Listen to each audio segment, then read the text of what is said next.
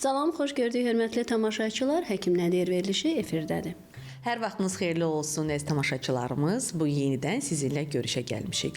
Hər zaman olduğu kimi Səidə xanım verilişimizə peşəkar və savadlı həkimlər dəvət edirik. Bir mənalı olaraq bu gün də elə bir qonağımız var ki, İşinin peşəkarıdır, savadlı həkimdir, tibb üzrə fəlsəfə doktoru, onkoginekoloq, cərrah Günay Məmmədbəylidir. Xoş gəlmisiniz. xoş gəlmisiniz doktor, necəsiniz? Valla gənc sözündən sonra gözəl. Siz həmişə gəncsiniz, həmişə gözəlsiniz. Doktor, mənim üçün maraqlıdır. Deyirlər həkimlik peşəsi genetik peşədir. Doğrudurmu? Yoxsa Həkimlik doğrudan da peşədir. O sözü çox gözəl dediniz və yəqin ki, nə bilim, yəqin ki, nəsildən nəsilə nəsə bir qabiliyyət keçir də. Düşünürəm ki, ulu babalarım, ulu nənələrim, nənələrim, əmim, əmmin qızı, anam, yəni hamı həkimdir. Bəlkə də indi onlardır. İndi mənim də davamçım inşallah oğlum olacaq. Yəqin ki, nəsə var da. Amma hər zaman şagird desəm, tələbələrin desəm biraz böyük olar. Amma cavan həkimlərimiz var ki, gəlir yardım üçün. Hər zaman deyirəm ki, qızlar, yadınızda saxlayın ki, bizim ən ulu kitabımız Qurandır və orada iki sahənin adı çəkilib, həkimdən hakim. O ada, orada adınız çəkilməyə layiq olmağa çalışın. Nə gözəl. Doğrudan da Günay xanım haqqında çox eşitmişik və onun dəvətimizin də məqsədi o idi ki, tamaşaçılar peşəkar həkimlər tanısınlar. işinin peşəkarı ola bilərsən, savad ala bilərsən, amma insaf məsələsi ki var. Bu həkimlərimizdə ümdə duran bir hiss olmalıdır. Doktorumuz da bax olduqca insaflı bir həkimdir. Çünki özümüz müəyyən şeylərin şahidi olmuşuq. Odur ki, düşünürəm bizim verilişə baxsanız həkiminizi yaxşı tanıyacaqsınız. Tez-tez xaricdə səfərlərdə olursunuz, yəni praktik konfranslarda olursunuz. Mənim üçün maraqlıdır. Oranın da qadınları bizim kimidir, yoxsa bir balaca fərqlidir? Bizim qadınlar onlardan gözəldir. Bu bir. İcazə verin tərəfkeşliyim. Təbii ki, bilirsiniz biz bəzən çox aliləşdiririk. Belə bir söz var. Xaricdəki həkimlər, xaricdəki xəstələr yox. Bugün biz tibbin bəzi sahələrini, əməliyyatları hardan öyrənirik? Xarici kitablardan. Demək ki, orada o xəstəliklər var ki, onlar o haqqda yazırlar və biz onu öyrənirik. Mən sualımı bir balaca Zümrüdə ötürüm və Zümrüd açmasını versin. Əslində mənim sualım necə idi? Aha, biraz Səidə xanımın sualı əslində biraz fəlsəfi oldu. Mən istəyirəm daha başqa cür verim bu sualı. Məhz bizim xanımlar ancaq ağrıyanda gəlirlər həkimə sizin yanınıza. Elə bizim bəylər də eləyir. Hə? Bəli. Bu xüsusiyyət bizə məxsusdur, mən belə başa düşdüm. Hər zaman deyirəm, xalqımın vurğunuyam. Amma bizim çox gözəl süfrə mədəniyyətimiz var, geyim mədəniyyətimiz var, toy mədəniyyətimiz var, olduqca çox gözəl. Amma həkimə getmək mədəniyyətimiz yoxdur. O da bilsiz nədən irəli gəlir? Xalqımız olduqca egoist deyil. Biz qonağı özümüzdən çox sevərik, övladımızı özümüzdən çox sevərik. Buna görə də özümüzə qətiyyən vaxt ayırmaq istəmirik. Amma unuduruq ki, biz sağlam olmasaq, o qonaq kimin evinə gələcək? Biz sağlam olmasaq, uşağımızı ayağa kim qoyacaq? Biz sağlam olmasaq, o toya, məclisə kim gedəcək? Hər zaman pasiyentlərimə deyirəm ki, əməliyyat ya nəsə, doktor, qaynımın toyudur, yola verim, gələcəm. Deyirəm ki, sən xəstə ikən qaynımın toyunda lazım deyilsən. O qədər haqlısınız, doğrudan da. Biz özümüzü ən sonda düşünürük. Ümumiyyətlə, biz bəli, sağlamlığımız həmişə arxa planda qalır. Çox vaxtı iş işdən keçəndə gedirlər. Bəzən bilirsiniz, bizim pasiyentlər bunu maddi vəziyyətlə də bağlayırlar, amma külliyən yalandır. Demək olar ki, 90% qadınlar bugün dırnaqları baxımlıdır, saçları baxımlıdır, düzdürmü? Düzdür. Amma saç rənginin boyasının biraz keçən kimi qadınlar qaçır saçını rəngləməyə. Görüntü üçün. Dırnaq məsələsində biraz olan kimi qaçırlar. Amma bax o məcburiyyət kaşki həkimə gəlməkdə olardı. Çünki bizdə belə bir anlam var. Biz daima xəstəni sağaldırıq. Amma bu düz deyil. Həkim xəstəni sağaltmamalıdır. Həkim səni xəstələnməyə qoymamalıdır. Onun üçün də sən sağlam getməlisən. Bəs ginekologiyada necədir? Neçə aydan bir xəstə olmadıq həkimə müraciət etməliyik. 6 aydan birə inanmıram. Amma heç olmasa ildə bir dəfə biz check-up müayinədən keçməliyik. Bəzən xəstələr deyir, ay doktor, bax siz elə deyirsiniz, amma mənim bir qohumum var, hər ildə gedir müayinəyə, amma keçən dəfə onda nə bilim xərçəng tapdılar. Yenə də erkəndə tapdılar da. Xəstəlik insan üçündür. İnsanlar tam sağlam ola bilməz. İnsan bədəni bir mexanizm kimi təsəvvür edin. Son zamanlar hansı xəstəliklərlə sizə müraciət edirlər? Uşaqlığın xoşxassəli törəmələri çoxalıb. Niyə görə? Çünki qızlarımız ailə qurmaq istəmir. Dünyaya uşaq gətirmək istəmir və o periodu ertələyirlər. Miomalar, fərqli kistalar əmələ gəlməyə çoxalıb. Ən qorxduğumuz nədir? Uşaqlıq boynu xərçəngi. Biz bilirik, uşaqlıq boynu xərçəngi papilloma virusuna yaranır. Papilloma virusuna daşıyıcısı kişidir. Kişidir. Və papilloma virus necə keçir, cinsi əlaqə ilə keçir və təbii ki, nə qədər düzənsiz cinsi əlaqələr olarsa, bir o qədər bu xəstəliklərin sayı da artacaq. Bunun da bir yolu nədir? Qarşını alsın, vaxtında, zamanda müraciət. Bizdə məsələn hansı yoluxucu xəstəliklər olanda daha çox xanımları günahlandırırlar. Bəli, bir mənalı olaraq. Bir mənalı olaraq heç vaxt kişilər boynunu almaq istəmirlər ki, yəni məndəndir. Mənə elə gəlir burada hardasa cəmiyyətdə biraz ayrı seçkilik də var. Daha çox biz qadının üstünəlirik ki, kişilər biraz burada belə deyək, dincəlir hər şeydə və təbiət də bizə qarşı belə bir biraz ədalətsizliyi var. O xəstəliklərin çoxsunun kişilər daşıyıcısıdır. Hətta analiz verəndə kişidə aşkarlanmır, qadında aşkarlanır və başlanır burada artıq başqa məsələlər. Doktor, bəs necə olur mənim yoldaşımda belə bir şey var, məndə yoxdur. Çünki kişilər çoxsunun daşıyıcısıdır. Xroniki olaraq bir dəfə yolxurlar, daşıyırlar və yenə də qayıdıram. Amma aşkarlanır qadında. Təəssüf ki. Klinikada verilir qadında.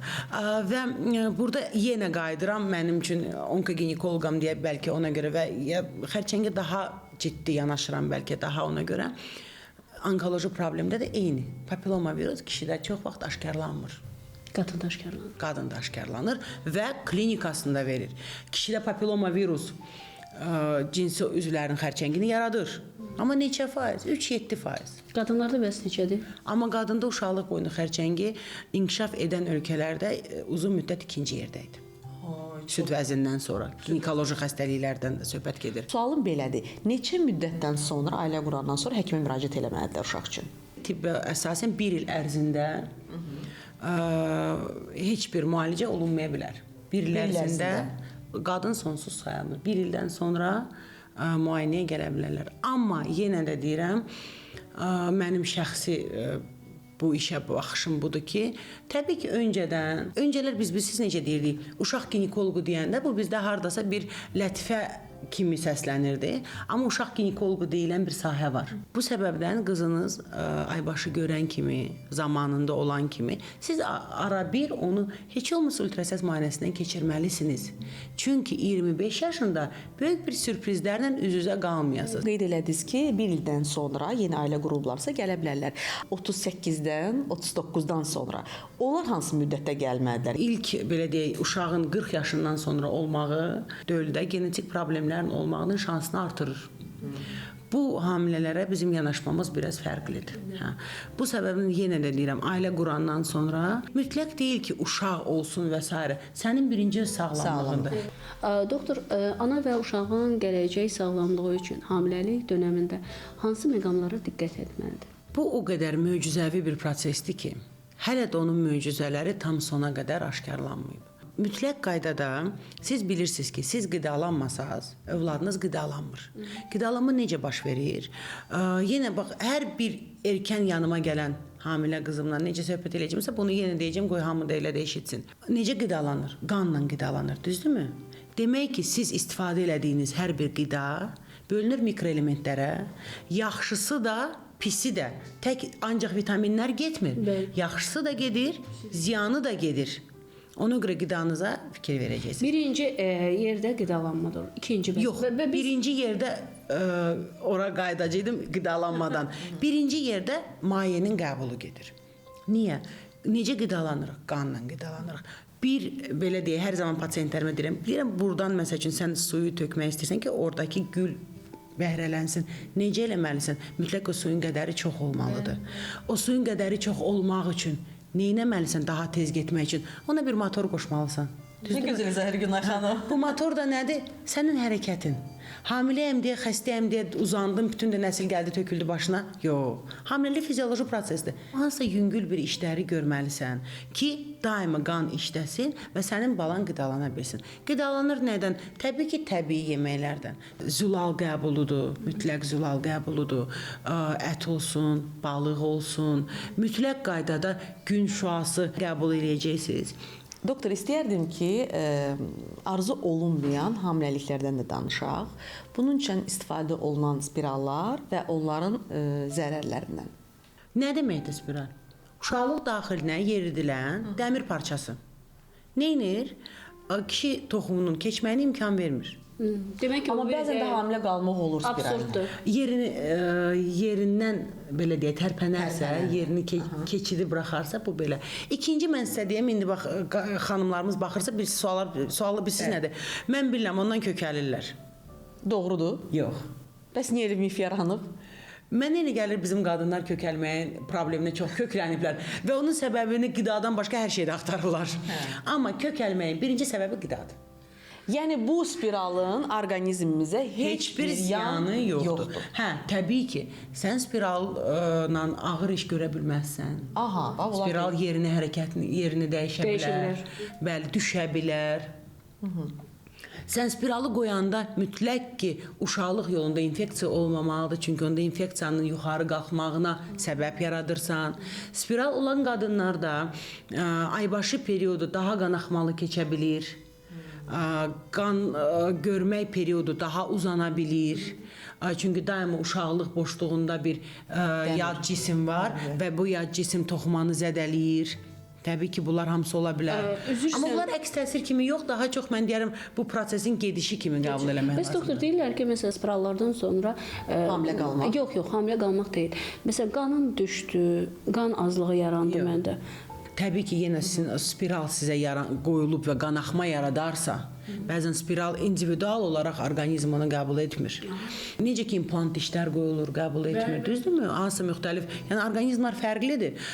O zaman qanaxma olarsa, o qanaxma sizdə qan azlığı yaradır. Amma spiral özü bilavasitə qan azlığından heç bir əlaqəsi yoxdur. Bəs dəyişmək neçə müddətdən sonra dəyişmək? Spirallar, mən sizə belə deyim, bir periodda 3 il istifadə olunurdu. Sonra xarici ədəbiyyat yazdı ki, ömürlükdə qoyula bilər.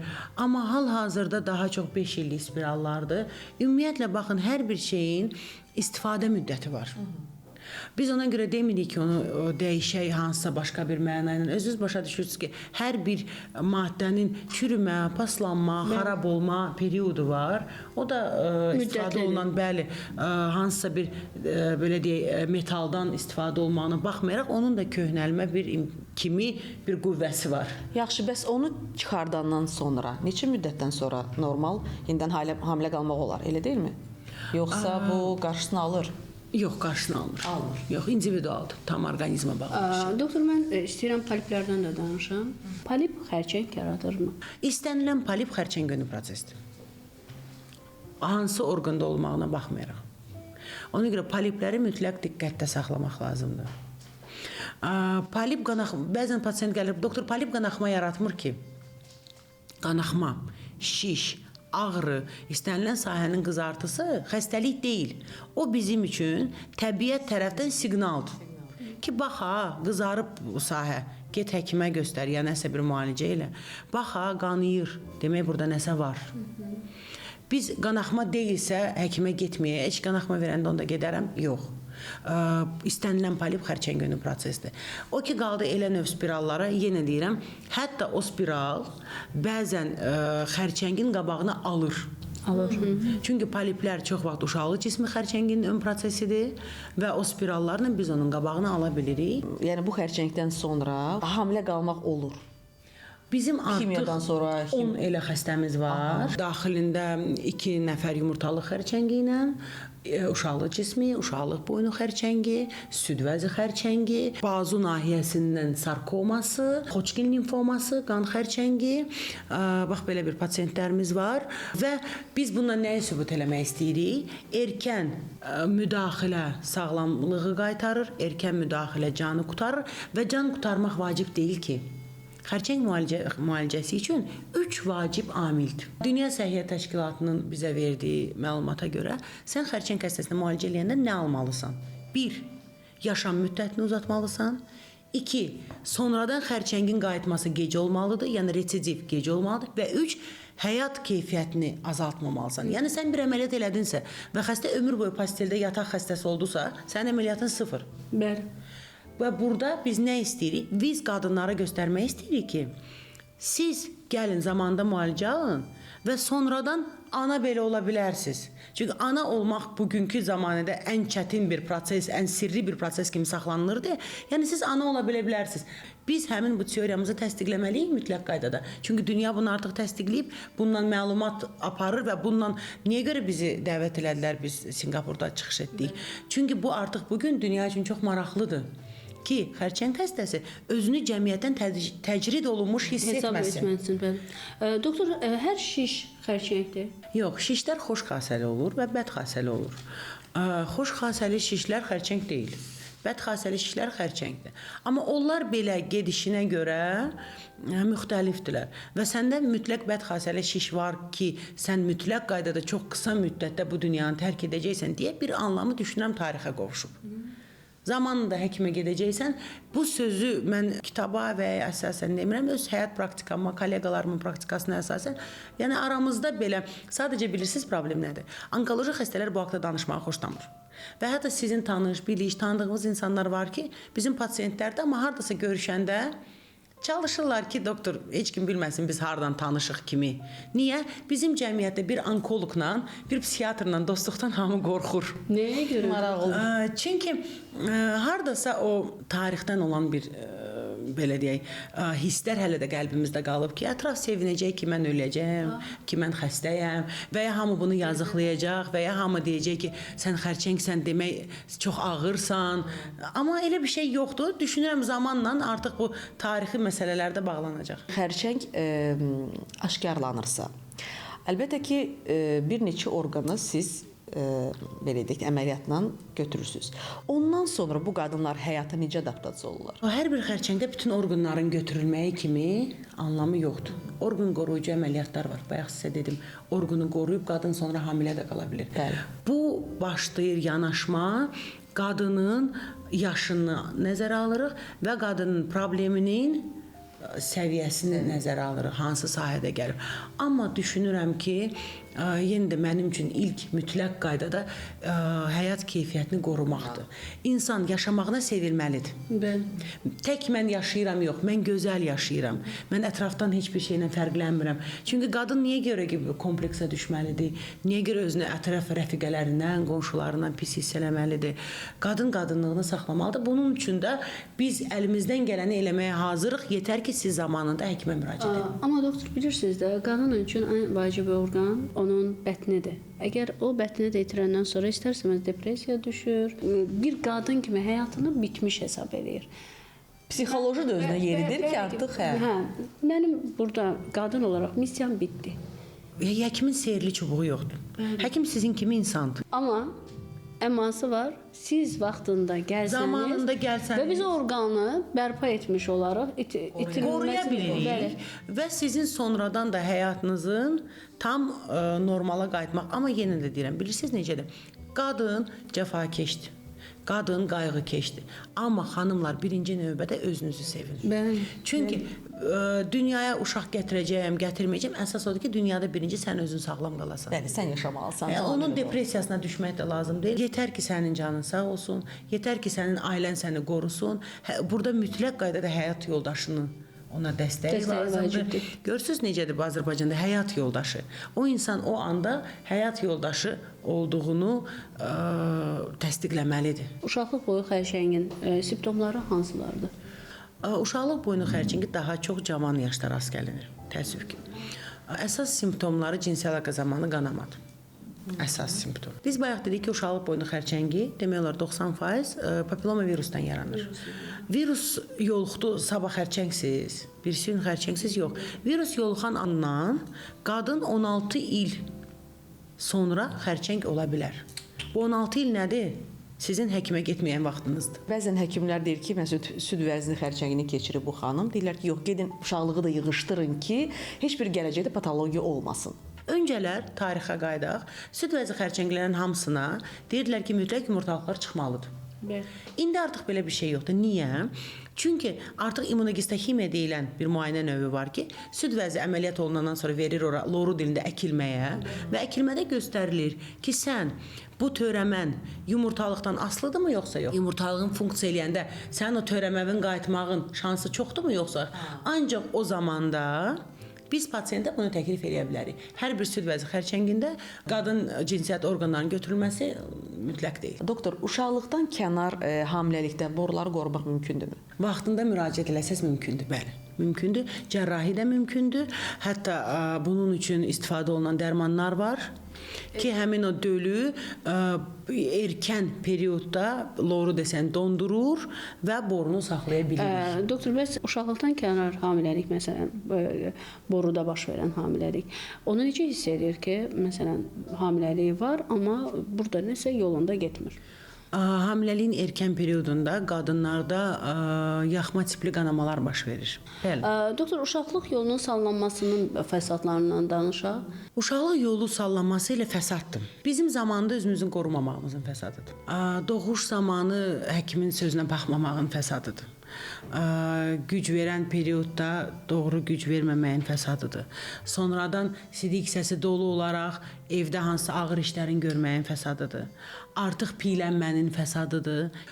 Bunlar hamısı yenə də qadının zamanında özünü qurban verməyindən irəli gəlir.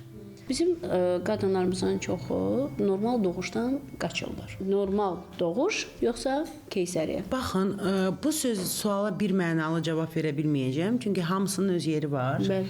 Amma keysəriyyə bizim ehtiyat üsulumuzdur, ehtiyat metodumuzdur. Nə vaxtı ki, fizioloji doğuşda problem olarsa, bizim əlimizdə bir ehtiyat metodu var ki, biz səni və sənin balavı qutara bilərik. Cərrah olmağıma baxmayaraq, hər zaman çalışıram cərrahi əməliyyatı son müalicə metodu kimi istifadə edim. Niyə? Çünki qarın boşluğu bağlı bir qutudur. Və o qutuya sən girdiyin andan o qutu öncə olan kimi heç vaxt çalışmayacaq. Ora girməyini sən mütləq ki təsdiqləməlisən. Başa salmalısan ki, mən buna görə ora girirəm ki, girməyinə dəysin. Bu səbəbdən siz girirsinizsə qarın boşluğuna, keysəriyyədə bilin ki, bitişmələr ola bilərmi? Ola bilər. Siz kənardan uşaqlıq boşluğuna infeksiya sala bilərsinizmi? Sala bilərsiniz. Və uşaqlığa heç bir şeydə olmasa, hər şeydə normal keçsə, orqana çapıq qoyacaqsınız. Biz bayaqlarda danışdıq bu məsələ. Bəli, çapıq nə deməkdir? Çapıq istənilən vəziyyətdə artıq bu orqanın zədələnməsi deməkdir. Zədələməyə bilirsənsə, niyə zədələyəsən ki? Amma təbii ki, qadınlar var ki, doğuş icra edə bilmir və s. O periodda biz keysəriyyəni sevə-sevə istifadə edirik. Günel xanım, minnətdarıq. Suallarımızı cavablandırdınız. Qeyd edeyim ki, verilişimizə Kraton Klinikasının sponsorluğu ilə baxırsınız. Kraton Klinik sağlamlığınızın qeydinə qalır. Klinikada qadın, kişi və uşaq sağlamlığı, eləcə də gastroenterologiya, hepatologiya bölmələri fəaliyyət göstərir. Sağlamlığınızla yanaşı, gözəlliyiniz də qeydinə qalan klinikada kosmetologiya və estetik cərrahiyyə şöbələri də var. Sağlam uşaq, sağlam gələcəkdir devizini rəhbər tutan klinikada ayrı-ayrı istiqamətlərin olduğu uşaq sağlamlıq mərkəzi mövcuddur. Klinikanın reabilitasiya şöbəsində manual terapevt, fizioterapevt və reabilitoloqlar fəaliyyət göstərirlər. Mərkəzimizin peşəkar tibbi personalı ilə yanaşı ən müasir cihazlarla da təmin olunmuşdur. Burada çalışan yüksək peşəkar mütəxəssislər, endokrinoloq, kardioloq, terapevt, infeksionist, ginekoloq, uroloq, androloq, dermatoloq, diyetoloq və digər poliklinika ixtisaslarında tibbi xidmətlər aparılır. Klinikaya müraciət edərkən cərrahiyyə, radiologiya, ümumi və genetik laboratoriya, plazmaforez, flebologiya kimi müxtəlif yönlü müayinə və müalicə xidmətlərindən də yararlanmaq imkanınız olacaq. Kraton Klinikası estetik cərrahiyyə, ginekologiya və andrologiyada istifadə olunan son model cihazlarla təmin olunmuşdur. Hörmətli pensiyaçılar, sizin üçün Kraton Klinikasının xüsusi sosial endirimlər mövcuddur. Bu endirimlərdən yararlanmaq üçün e-sosial mobil tətbiqi yükləyib, qeydiyyatdan keçərək tətbiqdəki barkodu ödənişdən əvvəl kassada göstərməyiniz kifayətdir. Kraton Klinik sağlamlığınızın qeydinə qalır. Həkim nə deyir? Verilişinə qaldığımız yerdən davam edirik. Verilişimizin baş sponsoru Kraton Klinikasıdır. Verilişimizin qonağı isə tanınmış infeksionist Vasif Əliyevdir. Doktor, xoş gəlmisiniz. Xoş gəlmisiniz doktor. Xoş gördük. Doktor, bir infeksionist hansı xəstəliklərlə məşğuldur? Təşəkkür edirəm ilk olaraq dəvət etdiyiniz üçün. Demək, infeksionist həkim adı da üzərində olduğu qədərilə, yəni infeksion xəstəliklə məşğul olan bir həkimdir.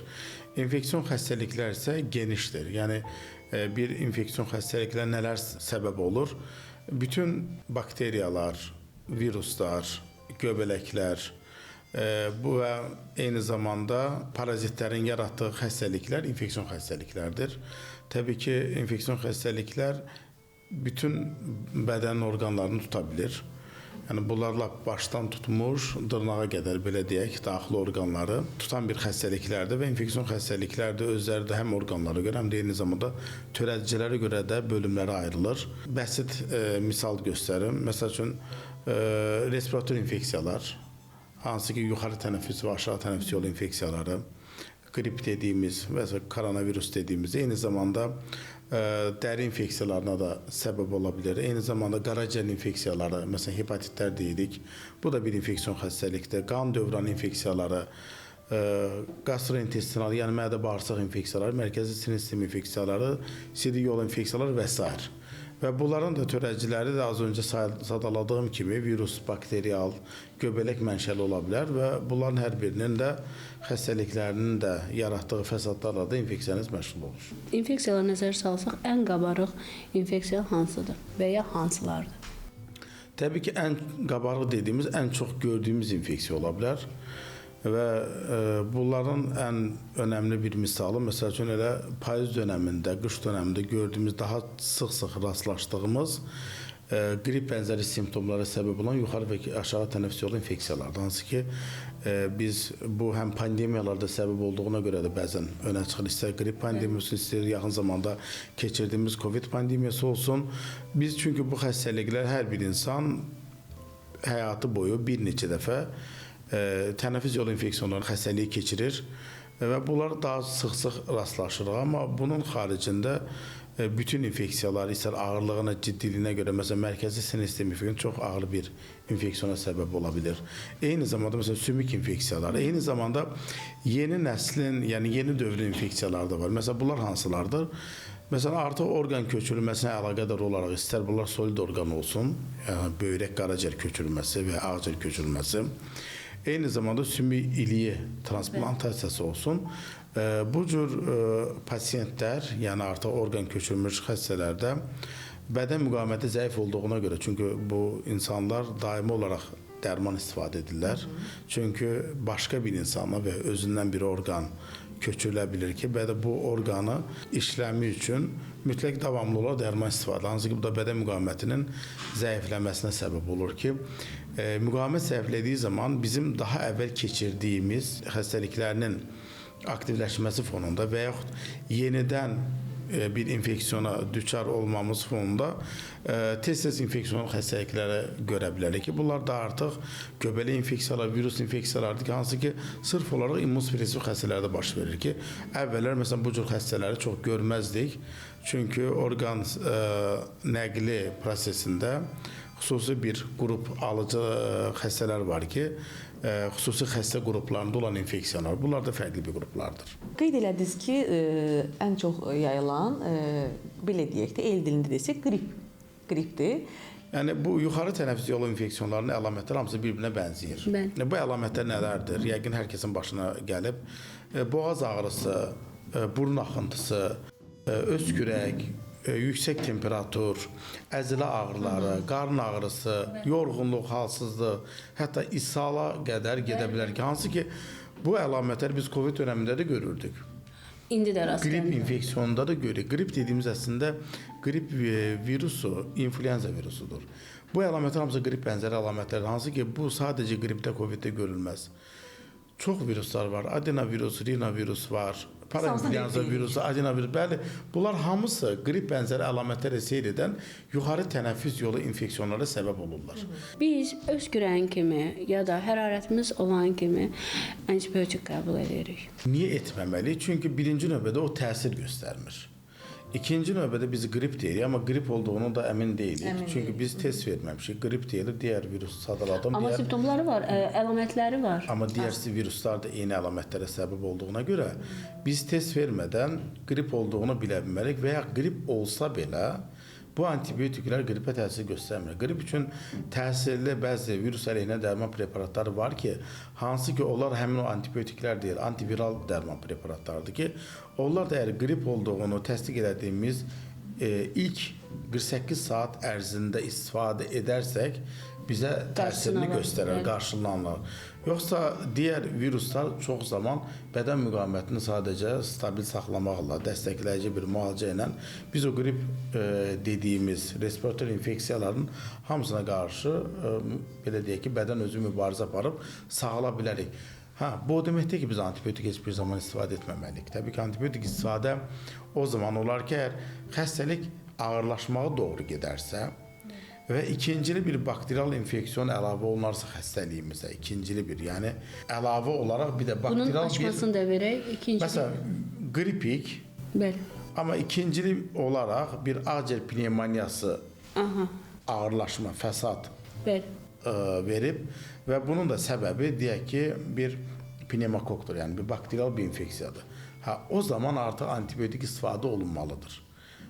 Yəni bu halda ən azından qrip bənzəri əlamətlər olan bir pasiyentdə ilk 3 gün ərzində antibiotik istifadə edilməməlidir. Əgər bundan sonra ağırlaşma hiss edərsə, təbii ki, bu da şəxs özü deyil, pasiyent özü deyil. Mütləq həkim nəzarəti altında bu istifadə olunmalıdır. Sadəcə bizdə təəssüflər olsun ki, antibiotik hər kəs aptekdən çox rahatlıqla təmin edə bilir. Düşünür ki, qonşum içib yaxşı olur, mən də içə bilərəm. Və bəzən xəstə bunu həkimdən tələb edir ki, antibiotik yazın. Mövsümü xəstəlikləri və ya hansısa diaqnozlara bağlı qızdırma halları da başa düşmək olar. Səbəbi bilinməyən qızdırma halları olur. Ümumiyyətlə, qızdırma infeksion xəstəliklərinin ən çox görülən əlamətidir.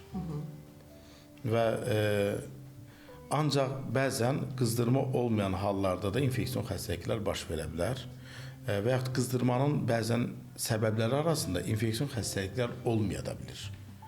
Ən önəmli dediyiniz kimi, məsəl üçün, əlamət olan qızdırma bəzən səbəbsiz ola bilir. Buna səbəbi bilinməyən qızdırma adı deyilir və bunun üçün kimlərə bu diaqnoz qoyulur? Kimlərə? Məsələn, 3 həftədən uzun müddət davam edən 38 dərəcənin üzərində olan temperatur olan insanlar. Bu qorxuludur. Təbii ki, altda yatan xəstəlik araşdırılaraq diaqnoz uyğun bunu demək olar. Yəni, bir insanda 3 həftədən uzun müddət qızdırma davam edirsə, eyni zamanda 3 mütəxəssis baxışı fonunda və yaxud 3 gün yatırılaraq xəstəxanada və ola bilər poliklinik olaraq bir həftə ərzində araşdırılaraq diaqnozu qoyula bilməyən xəstəliyə səbəbi bilinməyən qızdırma deyilir. Yəni bu dediyimiz kimi araşdırıldıqdan sonra 3 mütəxəssis nədir? Məsələn, biri infeksionist ola bilər, biri revmatoloq ola bilər, biri hematoloq ola bilər. Hansı ki, qızdırmanın altda yatan səbəbləri arasında infeksion xəstəlik ola da bilər. Qeyri-infeksion xəstəlik də ola bilər. Məsələn, bunlar hansılardır? Dediyimiz kimi az öncə onkoloji bir problemlər.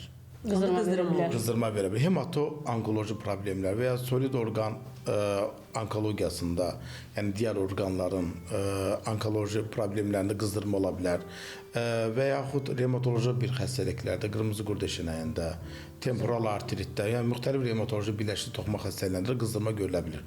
Ona görə biz bəzən qızdırma olanda ilk olaraq ağlımıza infeksion xəstəlik gəldiyinə görə direkt infeksionistə müraciət edirik. Amma qızdırmanın altda yatan səbəbləri arasında infeksion çıxmadığı zaman, yəni revmatoloji, onkolojini bəzən pasiyentlər buna inanmaya bilərlər ki, yəni nə oldu, qızdırma oldu, amma infeksion olmadı. Amma qızdırmanın digər səbəblərinin də olduğu unudulmamalıdır. El arasında belə bir fikir yaranır ki, ən təhlükəli qızdırma 37,5-38 qızdırmasıdır. Ümumiyyətlə qızdırma bədənin hər hansı bir səbəbə qarşı verdiyi bir reaksiyadır.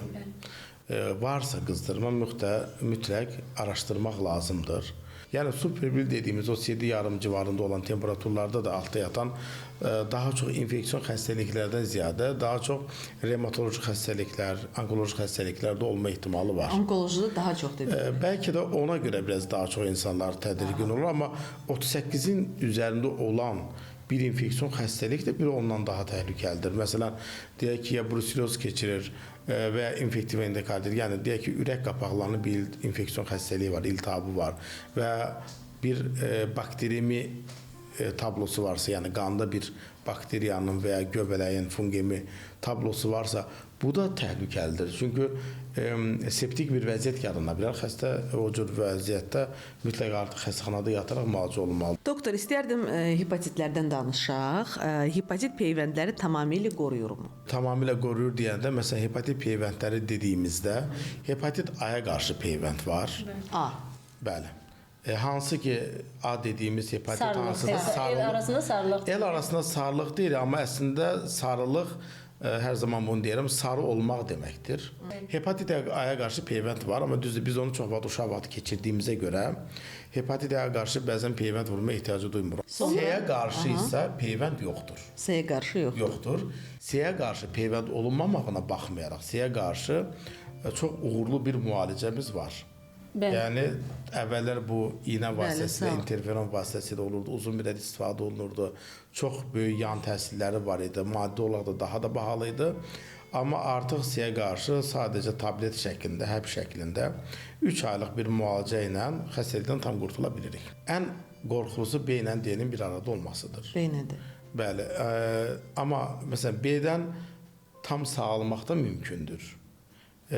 Bu yəni həkimə getmədən belə insan spontan olaraq bəzən qrip bənzəri əlamətlərlə seyr edən bir B-yə də yoluxmuş ola bilər. Həmin anda bu heç B ağla gəlməz, yoxlanılmaz. Baxarıq ki, şəxs olur ki, gəlir qan verir, baxırıq ki, sizdə B-yə qarşı qoruyuculuq var. Deyirəm, peyvənd olmasa deyil, yox. Demək ki, bunu düzdür, qan vasitəsilə aşkar eləmək mümkündür. Demək ki, nə vaxtsa xəstəlik keçirib tam sağalıb. Dediniz ki,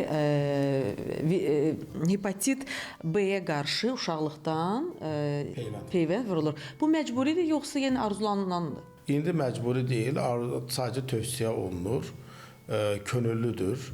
Amma bir həkim kimi mən düşünürəm ki, hətta bunun məcbur olması lazımdır. Lazımdır. Hepatit A keçiricidir, yoluxucudur. Bəs hepatit B ilə C ya da C keçiricidirmi yoxsa yəni yoluxucudurmu yoxsa? Yoluxma yolları fərqlidir. Hepatit A daha çox qida vasitələrindən keçir, amma B ilə C də qan vasitəsilə keçir və qanla təmas olmuş hər hansı bir əşyanın sağlam bir dəriyə, insana təması sırasında və yaralanması fonunda və ya gözə sıçraması fonunda eyni zamanda cinsi yolda keçir.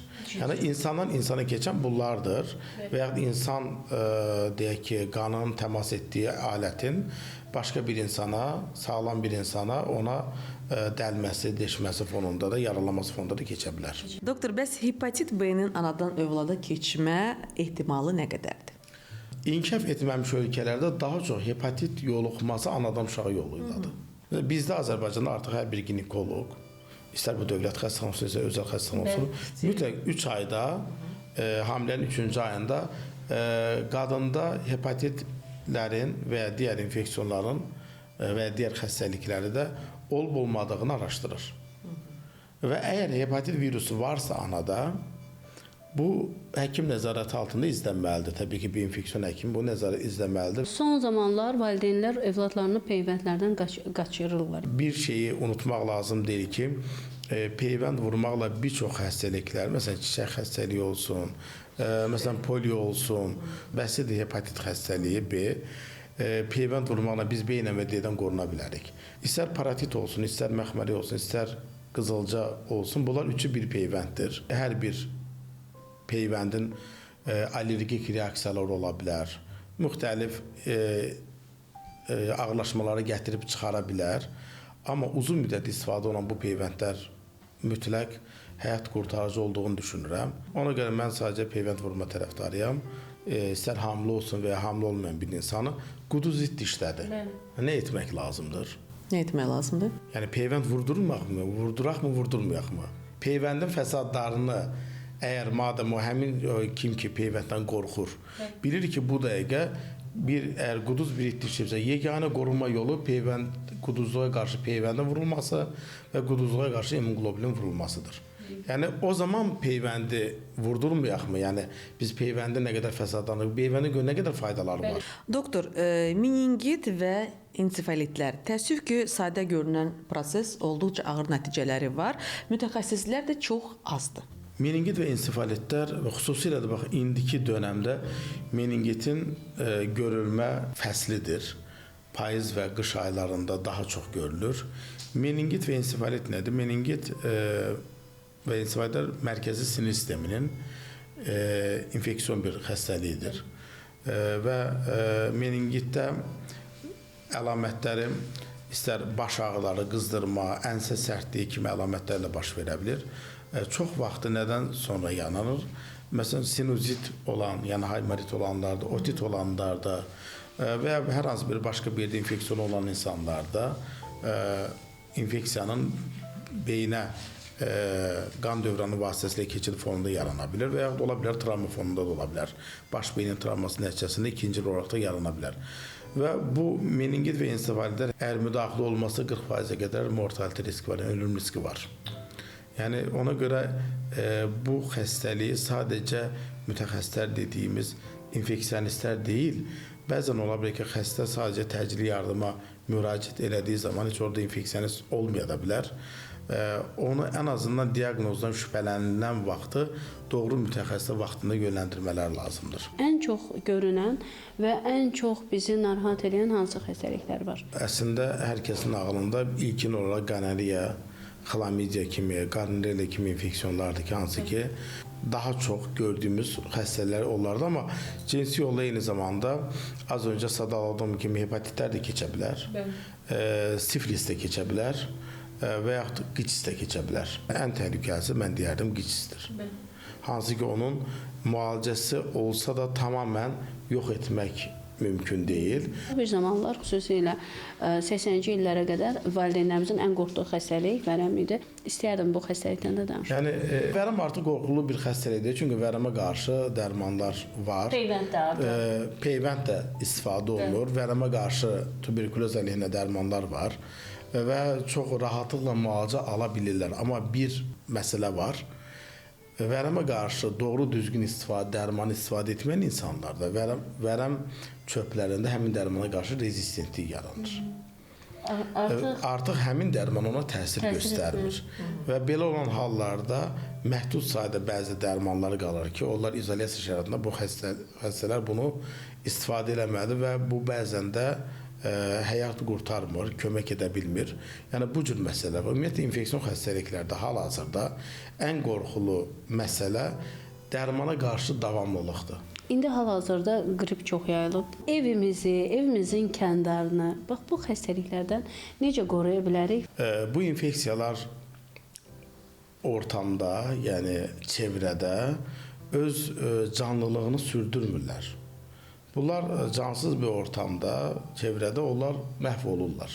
Sadəcə canlı orqanizmin daxilində viruslar öz canlılığını sürdürə bilirlər. Onlar adi hər hansı bir orqanizm olmadan bu viruslar öz yaşamını sürdürə bilmirlər. Onlar tez məhv olurlar.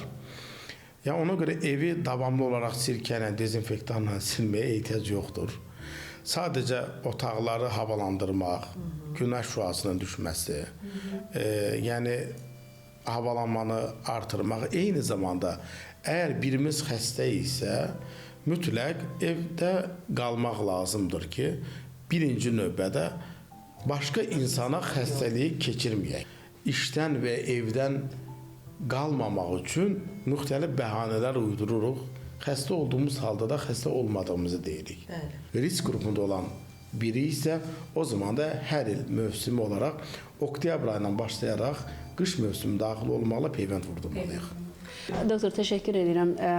Geniş açıqlamalar verdiyiniz üçün minnətdarıq və verilişimiz burada sonlandırırıq. Təşəkkür edirəm dəvətiniz üçün və önəmli mövzulara toxunduğunuz üçün mən sizə təşəkkür edirəm. Çox sağ olun. Verilişimizin baş sponsoru Kraton Klinikasıdır. Bizi sosial şəbəkələrdən də izləyə bilərsiniz. Həkim nə deyir? Sizi gözləyir. Sağ olun. Kraton klinik sağlamlığınızın qeydinə qalır. Klinikada kişi, qadın, uşaq xəstəlikləri, eləcə də gastroenterologiya, hepatologiya bölmələri fəaliyyət göstərir.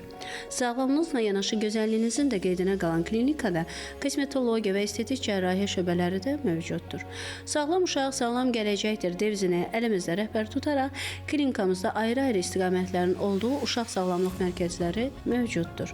Klinikanın reabilitasiya şöbəsinin manual terapi, fizioterapi və reabilitoloqlar fəaliyyət göstərirlər. Mərkəzimiz peşəkar tibbi personal ilə yanaşı ən müasir cihazlarla da təmin olunmuşdur. Burada çalışan yüksək peşəkar mütəxəssislər, endokrinoloq, kardioloq, terapevt, infeksionist, ginekoloq, uroloq, androloq, dermatoloq, diyetoloq və digər poliklinika ixtisaslarında tibbi xidmətlər aparılır. Klinikaya müraciət edərkən cərrahiyyə, radiologiya və ümumi və genetik laboratoriya, plazmafarez, flebologiya kimi müxtəlif yönlü müayinə və müalicə xidmətlərindən də yararlanmaq imkanınız olacaq. Kraton klinik estetik cərrahiyyə, ginekologiya və andrologiyada istifadə olunan son model cihazlarla təmin olunmuşdur. Hörmətli pensiyaçılar, sizin üçün şad xəbərimiz var. Belə ki, Kraton klinikasında xüsusi sosial endirimlər mövcuddur.